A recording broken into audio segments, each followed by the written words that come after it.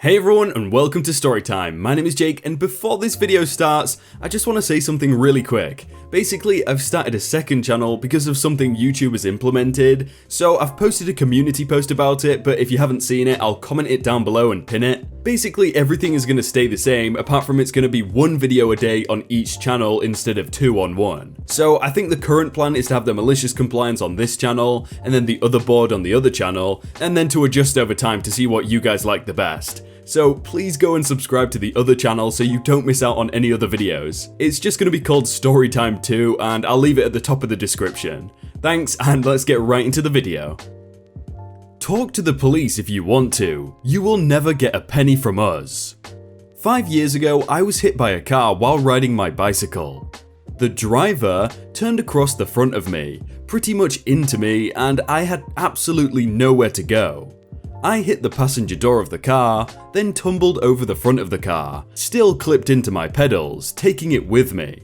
The car was pretty damaged. I dented the door, scratched the paint in many places, ripped the door mirror off, smashed the glass, cracked the windscreen or windshield, and dented and scratched the bonnet or hood.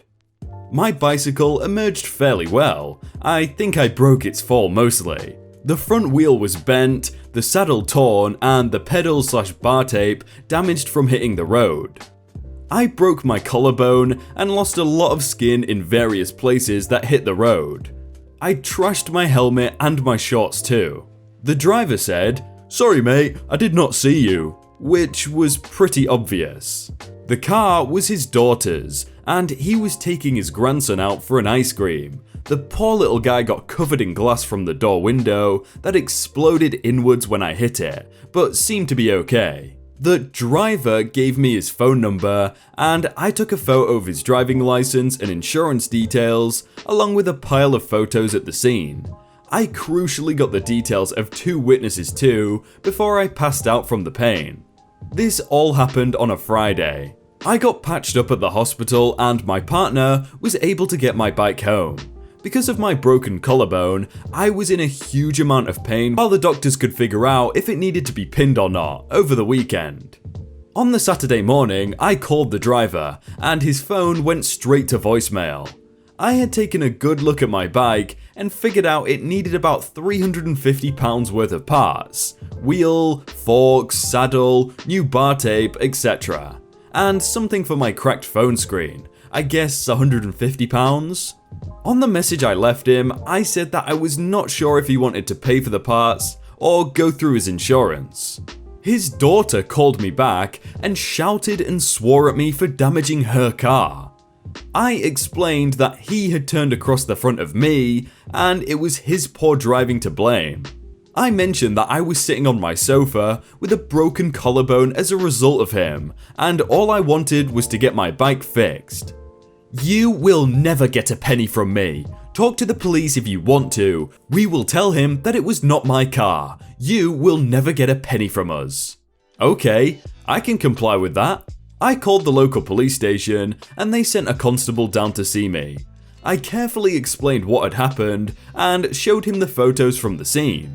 The damage to my bicycle, phone, helmet and shorts, gave him the details of the witness and several cups of tea, and he advised me to get a solicitor on the case too. So I did just that. My bicycle insurance has legal aid cover, so I used it. Long story short, I had 3 surgeries on my shoulder over the next 18 months or so. The insurance details that the driver gave me were fake. The daughter's insurance company did not cover her father as a driver. The driver had 6 points on his license already, but crucially, the police found he had insurance with a company that did cover him on her car, but only for third-party cover. He only admitted this when they threatened to charge him with driving without insurance and documentation fraud. The police eventually convicted him and gave him enough points to ban him from driving for a year and fined him £1,500 plus costs. The insurance company that he was with was one of these "we only cover really bad drivers." Obviously did not pay out for the damage to the car. This was probably another £1,500 or more. The insurance company paid for my bicycle damage, £550, once assessed by a local shop. They also paid for my clothing and helmet, which is £200, and my phone screen, £180. Then, finally the insurance company paid compensation for my injuries and time off, etc. That was in the tens of thousands range. I would have been quite happy for them to pay for my initial assessment of my bicycle and phone damage, but as they wanted to make my life difficult, it cost them thousands, got the driver banned, and the resulting compensation was a massive bonus for my savings account. Well, it's a good job he's from the UK, because if he was from US, I can imagine it would be a lot more. I don't know much about the medical stuff in the US, but isn't it like a lot of money to get surgeries and stuff? No, Karen, you are not getting a 20% discount this time or ever again. I work at a restaurant that is part of a country club. Members pay a $45,000 initial fee plus $500 a month for their membership. Attached to the club is a nice resort with approximately 600 rooms. People will charge their bills to either their ex-member account or their ex-room number. Members get a 20% discount, resort guests don't get a discount. Karen lives at the resort permanently, always charges her bill to her room X number, but demands a member discount saying she is a member. Our manager said to give her a discount just so she can leave him alone. When Karen comes to eat at our restaurant, there is always a problem. Either there is a hair in her food that turns out to be a thread from a lemongrass dressing, or her wine is too warm, / her salmon is undercooked, or her salad has wilted from a hot chicken. Karen always wants free stuff, and she used to always get it, up until I became in charge. This one night I was serving her. Busy night, all of us are in the weeds, running around like crazy. Karen shows up with a friend. As always, Karen makes smart comments as she knows better than us. Demands Cabernet from Argentina. I tell her we only have Malbec from Argentina. I haven't heard of a cab from there, as it's known for its Malbecs. She laughs at me and asks for a menu to prove me wrong.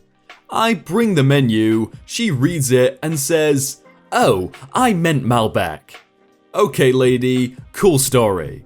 Then, her friend wants a salad from a dinner menu as her side salad to a main course.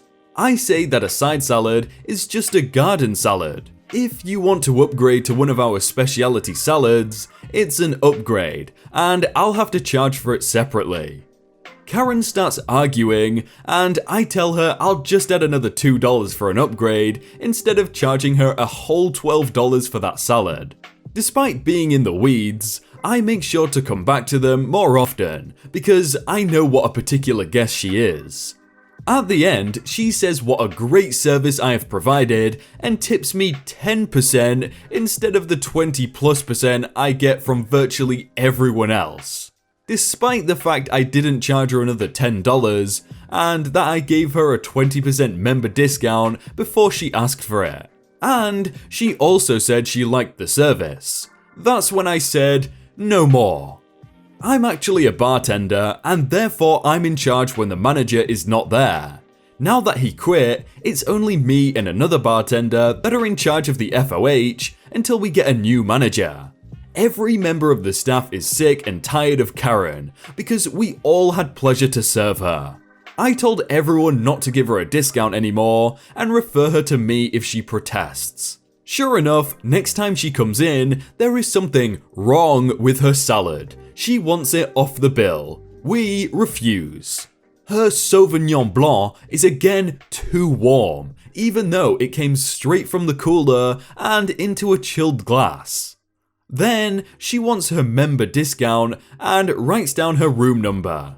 Server asks her for her member number, but she won't give it to him and says she is a member. And that's when I step in. I say, "Ma'am, we will be glad to take 20% off your bill if you can provide your 4-digit number for your member account, so we can tie to something." She goes, "My boyfriend has an account, and I don't know the number and he is not answering my texts." I say, "Not a problem, I can look him up by his name." She mumbles a name that I can't hear. I ask her to write it down, and she scribbles something on a coaster. I say, "Ma'am, I can't read this name, and if I can't find it, I can't give you a discount." So she gives me a made-up name. Thomas Jake. Okay, lady. I punch this name into a system multiple different ways, and there is no such person. Figures. I know all members by names, and I don't know this guy. I go back and tell her I couldn't find him, and if she gets his account number from him, I'll try that. She scoffs and says that she will pay the bill in full, this time, leaving her server a 0 tip. Now, I know it's petty of me to seek revenge over a 10% tip, because she did tip me and I should be grateful for anything. But it angers me that she demanded a member discount every time. Members paid over $45,000 to get a discount, but she wants it for free. At the end of the day, she wasn't supposed to get a discount at all.